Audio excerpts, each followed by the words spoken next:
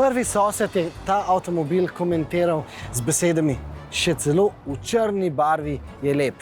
In ja, moj sosed je zagotovo že pogledal kakšen naš intervju s kakim avtomobilskim oblikovalcem. Namreč res, črna barva ponovadi res ubije ves trud avtomobilskih oblikovalcev. Ampak DS-ovi oblikovalci so črni barvi nekako vrnili udarec. Namreč dali so temu avtomobilu cel kup takih drobnih detajlov, ki nekako ustvarjajo dramo. In en detajl je še posebej zanimiv. Gre za to kovinsko ploščico. No in ta kovinska ploščica ni tukaj prav po naključju. Takšno ploščico je imela tudi tista legendarna žaba iz 70-ih let. Na žabo spomnijo pa tudi recimo te prednje luči, ki naredijo dramo, ko se prižgejo s tem, da se zavrtijo. In takrat nekako pokažejo nekaj svetlečih elementov, pa tudi nekaj vijoličnih. No in nasploh dramo lahko vidimo tudi pri recimo tej bočni kupejevski silhueti, pa recimo tudi pri zadnjih lučeh. Ampak poglejmo še komentar mojega drugega soseda. No, ta je rekel, no, to pa je en hud wagen. Prav s tem je nekako pokazal, da tudi Nemci izražajo poklon temu avtomobilu. In to je pravzaprav presenetljivo. Namreč ta avtomobil je klasičen, tipičen, vrhunski, novodobni francoski avtomobil. In ja, to pomeni, da je mehek, novodobni pa pomeni, da ni mehkužen. Se pravi, da je zelo, zelo udoben, pa hkrati še vedno čvrst. In udobje se kaže tudi v tem, da je izredno tih. Ampak, saj, kaj bi vam pravil? Ta avtomobil smo testirali v prav njegovem naravnem habitatu. Saj vidite, kje smo v Parizu. Z njim smo že prevozili 1200 km prek Luksemburga, sem po avtocestih, tudi po drugih lepih cestah in ja, vožnja je bila nadvse udobna. No in sem v Pariz smo se pripeljali zato, da bi se pogovorili z DS-ovimi oblikovalci, da bi pogledali tiste drobne detajle, ki potem ta avtomobil ne delajo samo vrhunskega, ampak primernega za elito.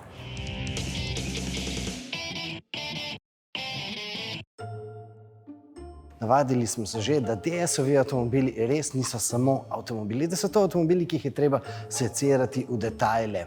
Ker ti detajli so pravzaprav zgodbe. In v čast nam je, da smemo pogledati, kje nastajajo te zgodbe, da smemo vstopiti v ta bunker, v prostor, kjer so zgodbe doma.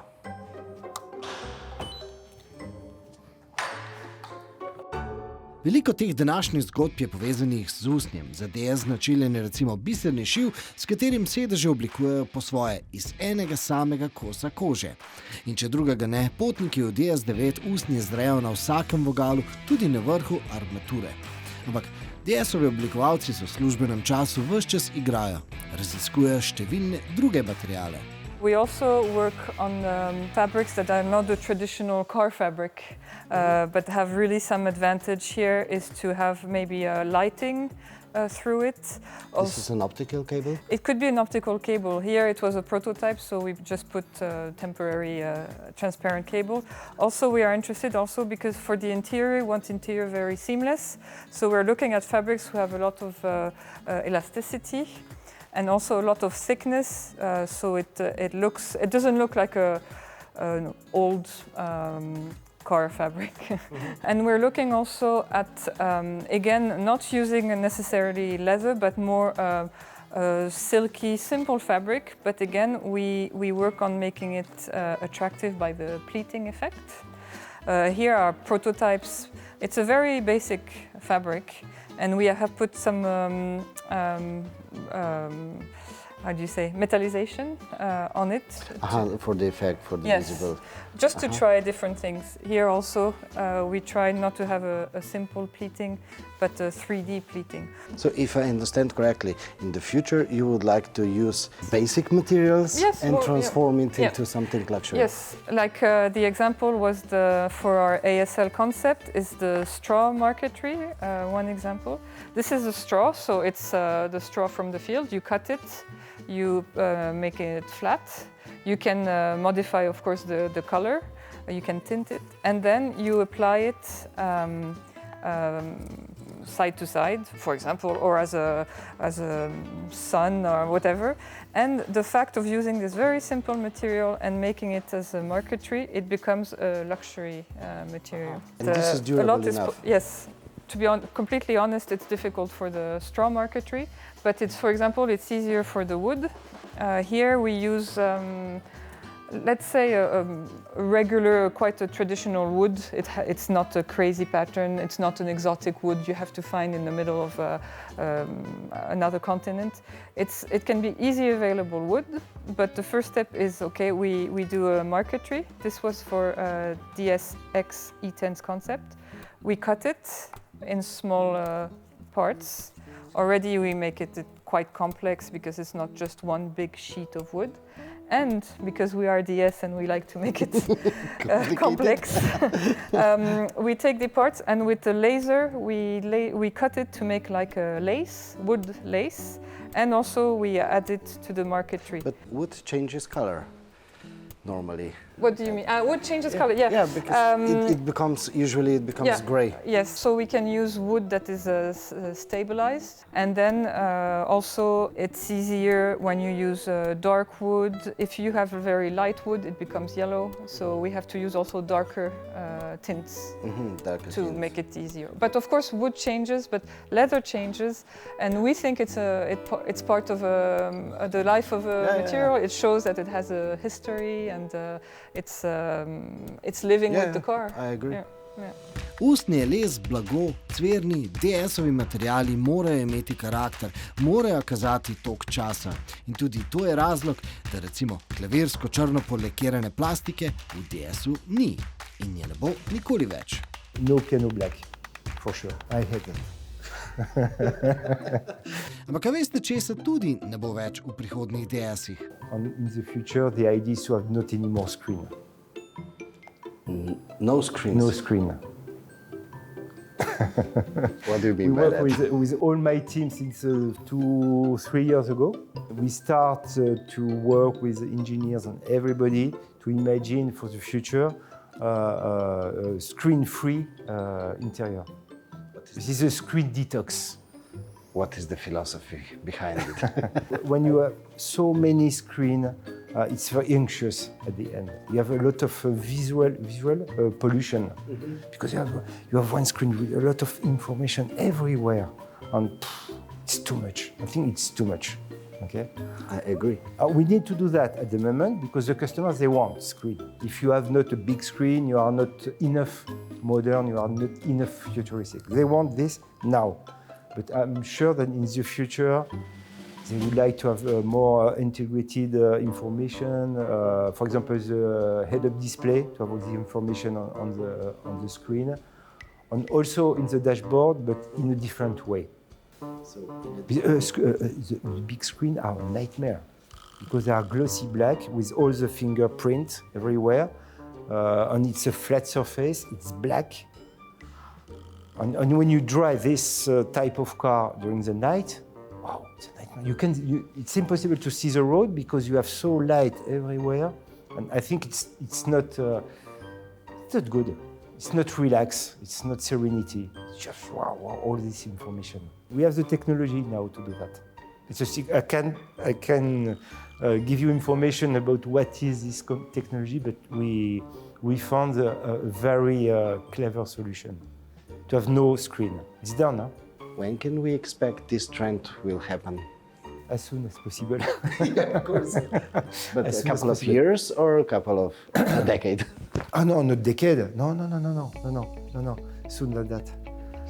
Yeah, maximum 5 years. It's a DS innovation, and we keep this innovation and this DNA only for DS. Sej, imajo prav. Ves čas smo obdani z zasloni, vlečemo jih iz žepov, gledamo jih v pisarnah, doma na kavču, celo na dlani smo si jih poveznili. Toda odvajanje od zaslonov še ne pomeni, da nam pri DS-u ne bodo dovolili, da bi kakšnega prižgali tudi med vožnjo. Mi smo ga in nastopil je trenutek, da vam predamo tiste občutki, ki smo si jih med vožnjo z DS9 zapisali v tisti naš velik 15-palčni zaslon na kolenih. No, za nami je dobrih 2300 km, avto bo očitno v Ljubljani štel preko 3000 km iz te poti in mislim, da je čas, da lahko strnemo nekaj teh potovalnih vtisov. Na začetku povem, da sem velik del te poti presedel na zadnjih sedežih, kot gospod, seveda, tako kot se vozijo mnogi lastniki tega avtomobila, sploh recimo na Kitajskem, kjer imajo take avtomobile z dolgo medosno razdaljo, zelo, zelo radi. In ja, tam zadaj je prostora res na pretek, še posebej, ko na elektriko prestaviš prednji desni sedež popolnoma naprej. Ampak tisto, kar bi pa rad poudaril, je, da je zelo, zelo prijetno, da so vsi ti sedeži seveda ogrevani, kot smo že navajeni, ampak tudi vsi štiristranski sedeži so hlajeni.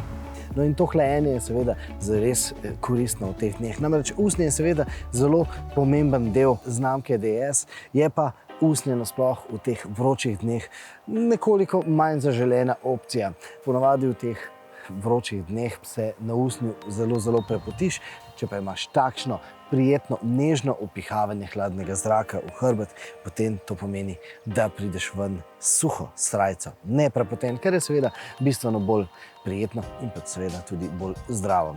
No, vsi ti stranski sedeži pa imajo tudi masažno funkcijo, ki ni samo tista osnovna, da malo ven pa not premika ledveno oporo. Ne, ima kar nekaj teh programov, seveda ni pa tistih funkcij vročih kamnov, kot jih recimo dobiš pri enkrat dražjih premijskih luksuznih avtomobilih. No, zadaj pa sem sedel zato, ker sem veliko časa na poti preždel za računalniškim ekranom in delal. No, v tem pogledu lahko povem, da so zadnji sedeži za moj okus preveč položni oziroma naslanjalo je preveč položno, kar pa seveda pride zelo, zelo prav, ko je treba na poti tudi kdaj počivati, zaspati. No in ko smo že pri počitku, ta avtomobil ima inovativno detekcijo, kdaj je voznik utrujen. No in ja, na poti je zaznal, da so se oči bolj zapirale in predlagal počitek, seveda. Kar se tiče samega pogona pri tem avtomobilu, imamo en predlog za DS. Namreč na takšni poti seveda priključni hibrid ne igra neke posebne vloge in ta avtomobil ima funkcijo, da hrani električno energijo. Za pozneje, ko jo recimo potrebuješ, recimo v mestu, 30 km, 30-35 km je za vsakodnevne potrebe v mnogih primerih dovolj. Na takšni poti pa seveda na avtocesti pa ta energija takoj gre. In zato bi si želeli, glede na to, da je DS9 velika potovalna limuzina, da bi avtomobil že na začetku vprašal, a želiš hraniti energijo ali želiš porabiti takoj. Porabo omenjamo predvsem zato, da boste vedeli, da se je na dolgi poti s takšnim avtomobilom treba ustavljati recimo vsakih 400 km. Doseg je torej bistveno krajši kot pa recimo pri tistih dizelskih avtomobilih. Ampak vse vemo, v katero smer plujemo in v teh nedizelskih časih bodo postanki bistveno bolj redni. Lahko pa povemo, da s takšnim bencinskim priključnim hibridom so lahko te postanki krajši kot pa tisti, ki jih bomo imeli v električni dobi. Ampak seveda, poanta tega avtomobila in pa poanta nasploh tokratne poti v Pariz so seveda detajli, ki jih najdemo na tem avtomobilu. Oblikovni detajli, se pravi tisti drobni detajli, ki nekako delajo ta avtomobil poseben. Poseben zato, ker vključuje elemente starih francoskih mojstrov. In kot smo slišali, se ti stari francoski mojstri zdaj učijo novih tehnik in novih materialov. Zdaj, v tem videu smo vam ponudili res en drobec teh pogovorov, ki smo jih imeli v DS-ovem oblikovalskem studiu. Bolj podroben pogled v DS-ovo prihodnost in pa v prihodnost nasploh avtomobilskega oblikovanja vam ponujemo z vašim naslednjim klikom.